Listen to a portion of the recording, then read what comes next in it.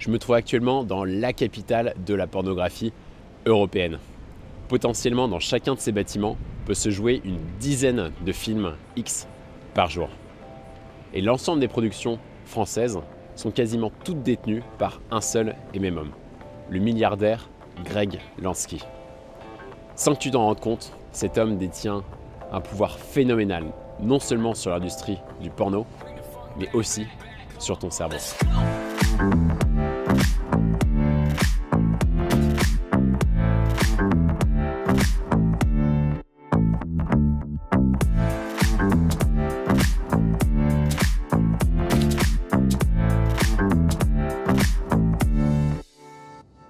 Qui en 2020 peut encore se vanter de ne pas avoir regardé de porno?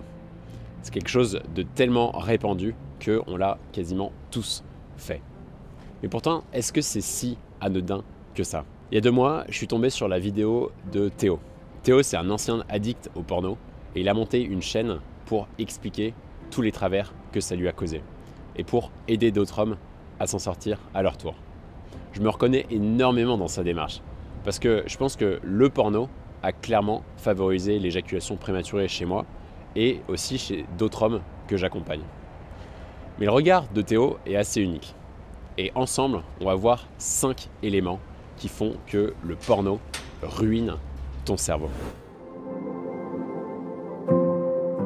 Salut, je m'appelle Théo, j'ai 23 ans et auparavant, j'étais accro à la masturbation et au porno. Et puis lorsque j'ai commencé à me poser des questions et à m'intéresser à mon hygiène de vie, je me suis rendu compte que le porno et la masturbation, ça avait pris une place beaucoup trop importante dans ma vie, que ça m'avait causé beaucoup de problèmes, notamment au niveau sexuel.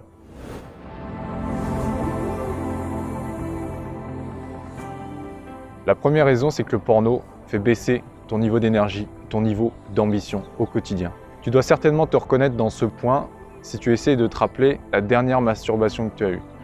À la fin, ça m'étonnerait que tu avais envie de courir le marathon. Eh bien, tout ça, c'est normal parce que lorsque tu éjacules, tu te vides de ton énergie sexuelle. Chaque homme possède en lui une énergie profonde, son énergie sexuelle, qui le pousse à tendre vers son but ultime qui lui est donné par la nature elle-même, qui est la reproduction. Éjaculer, c'est lui donner cette récompense et lui permettre de se reproduire. Après cela, il va devoir reprendre des forces pour repartir en selle. Mais si chaque semaine, chaque jour, il éjacule et donc perd son énergie sexuelle, petit à petit, sa motivation, sa capacité à entreprendre, sa capacité à socialiser, tout ça va diminuer. On assiste donc à un homme dont le niveau d'humeur zigzague de jour en jour et qui procrastine très souvent. Le porno joue un rôle majeur dans tout ça parce que les femmes qui sont dans le porno sont sélectionnées pour leurs critères de fécondité, de fertilité d'un point de vue évolutif. Ça veut dire que ce sont celles qui vont te susciter le plus d'excitation possible. Et lorsque tu te masturbes devant ces femmes, ton niveau d'excitation sexuelle va être tellement intense parce que ton cerveau va croire que tu es devant une partenaire idéale, une partenaire parfaite, qui va mobiliser énormément de ressources en toi, car il pensera que tu as rencontré la partenaire parfaite pour t'accoupler avec. La conséquence de cela, c'est que l'éjaculation qui suivra, elle te videra d'autant plus de ton énergie sexuelle. On pense souvent que le progrès, c'est d'avoir plus de choses plus rapidement. Mais faisons l'expérience de pensée suivante. Imagine-toi que tu habites dans un chalet pendant 1 mois et que dans ce chalet, tu n'as aucune communication avec le reste du monde extérieur. Tu n'as pas de cantine, tu n'as pas de resto, tu n'as pas de supermarché. Forcément, à un moment donné, tu vas commencer à avoir faim. Et cette faim, elle va te pousser à aller sortir de l'or, à te bouger pour aller chercher de la nourriture. Tu vas peut-être commencer à aller cueillir des baies, des fruits, tu vas peut-être même aller pêcher, aller chasser. Bref, tu vas te bouger pour aller chercher de la nourriture. Maintenant, si je te place dans le même chalet, sauf que juste à côté, tu as un restaurant qui est ouvert 24 heures sur 24, 7 jours sur 7. Est-ce que tu penses que tu vas continuer à aller chasser? Non, bien sûr que non. Et le porno, c'est exactement pareil. On a des besoins sexuels. On a besoin de rencontrer d'autres femmes et d'avoir des expériences avec elles. Des expériences riches, intimes, complices. Sauf que, qu'est-ce que tu penses qui arrive si on te donne un catalogue ultra fourni où tu as accès en illimité, de façon totalement gratuite, aux nanas les plus sexy au monde. Est-ce que tu vas continuer à chasser? Où trouver l'énergie sexuelle pour aller faire des rencontres, pour prendre cette audace d'aller séduire une femme quand on vit dans un monde soi-disant d'abondance sexuelle? Est-ce que c'est vraiment ça qu'on veut? C'est ça le piège du confort. Par défaut, on va choisir le chemin de la facilité. Mais est-ce que c'est le plus épanouissant? Est-ce qu'on a vraiment envie d'avoir tout de façon hyper facile et gratuite? Peu importe le prix.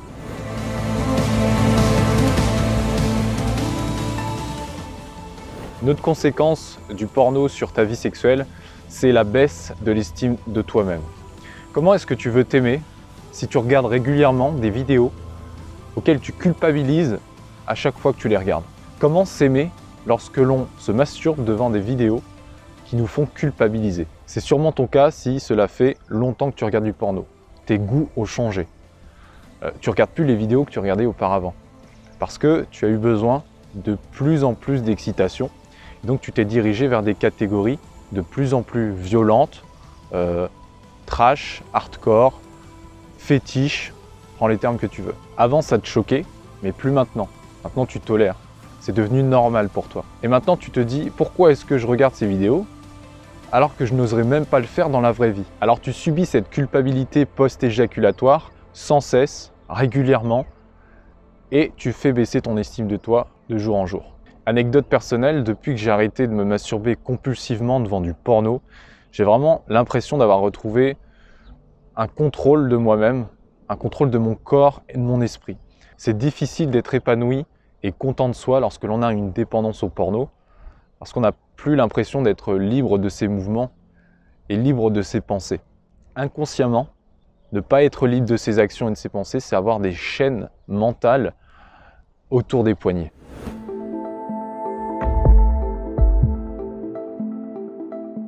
La sexualité, c'est quelque chose de magnifique. Ça te permet de te découvrir, de découvrir ton corps et de multiples sources de plaisir. Alors oui, le porno, ça donne du plaisir, mais est-ce que tu l'apprécies vraiment? Qu'est-ce que tu fais une fois que c'est terminé? Qu'est-ce qu'il y a? Le problème avec le porno, c'est que c'est assez plat. La source du plaisir est bidimensionnelle. Tu as juste du son et de l'image. Sauf que dans un rapport sexuel, un vrai rapport, tu as beaucoup plus que ça. Tu as l'odeur d'une peau, tu as la chaleur du corps de l'autre, tu as la subtilité, tu as la sensualité de ses lèvres, peut-être de ses caresses. Il y a tout un tas de sensations qui ne sont pas présentes dans le porno et que tu ne peux pas capter. Et pourtant, ça fait partie de l'essence de la sexualité. Alors tu me diras, se masturber tout seul ou avec un porno, finalement, du coup, ça revient au même, non? Non, je pense pas. Parce que quand tu te masturbes tout seul, tu fais travailler le pouvoir de ton imagination. Tu t'imagines, tu crées des scénarios, d'autres représentations. Et je pense qu'on a tous besoin d'un peu plus d'imagination. Parce que savoir prendre du plaisir de façon riche et subtile à l'intérieur, c'est la base pour pouvoir le manifester à l'extérieur. Si tu me demandes personnellement ce qui fait un bon coup chez un homme ou un autre, je pense que c'est sa faculté à prendre du plaisir autrement que sur son gland et à pouvoir le manifester, à pouvoir l'exprimer à sa partenaire. Je ressens maintenant bien plus de nuances quand je me masturbe, me disent la plupart des hommes que j'accompagne. Et je leur demande de s'entraîner sans pornographie. Parce que le porno, il fait vraiment écran. Il fait barrage entre nous et notre corps. On a hérité de magnifiques instruments. On a des lèvres, on a des doigts, on a des coups, des hanches, des épaules. On se doit de les honorer. Une autre conséquence du porno sur ta vie sexuelle, c'est les problèmes sexuels tout simplement. Si tu regardes du porno, tu peux avoir affaire à 3 types de problèmes sexuels. Le premier, c'est le dysfonctionnement érectile. Peut-être que tu l'as déjà expérimenté, tu rencontres une femme, tout se passe bien jusqu'à ce que vous alliez dans le lit, et là tu te rends compte en te déshabillant que tu n'arrives pas à bander. Ça te gêne énormément, donc tu essayes de trouver une technique, si ça ne marche pas, du style « Ah, je comprends pas, ça ne m'arrive pas d'habitude ». Si tu fais partie de ceux pour lesquels, au début d'un rapport, ça se passe plutôt bien, tu peux faire partie aussi de ceux où c'est pendant le rapport où ça se gâte. Tu perds ton érection en plein milieu d'un rapport sexuel. C'est assez frustrant, je te l'accorde, mais en même temps, en passant des heures et des heures chaque semaine à regarder du contenu pornographique avec des femmes qui sont sélectionnées pour leurs critères de fertilité, c'est normal ensuite que tu aies des standards sexuels qui ne te permettent pas de tenir des érections dans la vraie vie. Si tu es habitué aussi à de longues séances de masturbation devant du porno, tu peux avoir un problème sexuel qui t'empêche d'éjaculer avec ta partenaire ou d'avoir des orgasmes aussi sans porno. Ou bien à l'inverse, si tes séances de masturbation devant du porno sont très courtes, bien tu peux souffrir ensuite d'éjaculation précoce avec ta partenaire. D'ailleurs, à ce sujet, il y a un sondage qui est paru récemment, mené par l'IFOP sur plus de 1600 hommes, et ce qui montre sur la conséquence de la pornographie sur les problèmes érectiles est assez choquant.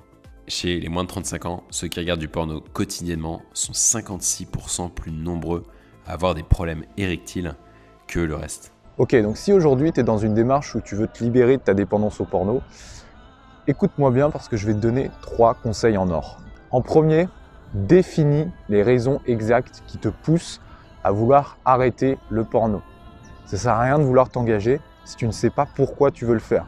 Et lorsque tu auras des moments de doute, ça va te permettre de te recentrer dessus et de reprendre confiance. Ensuite, fais le point sur tes habitudes quotidiennes. Quelles sont les habitudes qui me poussent vers le haut? Quelles sont les habitudes qui me tirent vers le bas? Il faut bien que tu comprennes que si aujourd'hui tu es dépendant au porno, c'est parce que tu as un environnement qui est propice à cela. Le porno, c'est enraciné dans ton environnement. Donc ça ne sert à rien de vouloir tirer dessus et de l'enlever.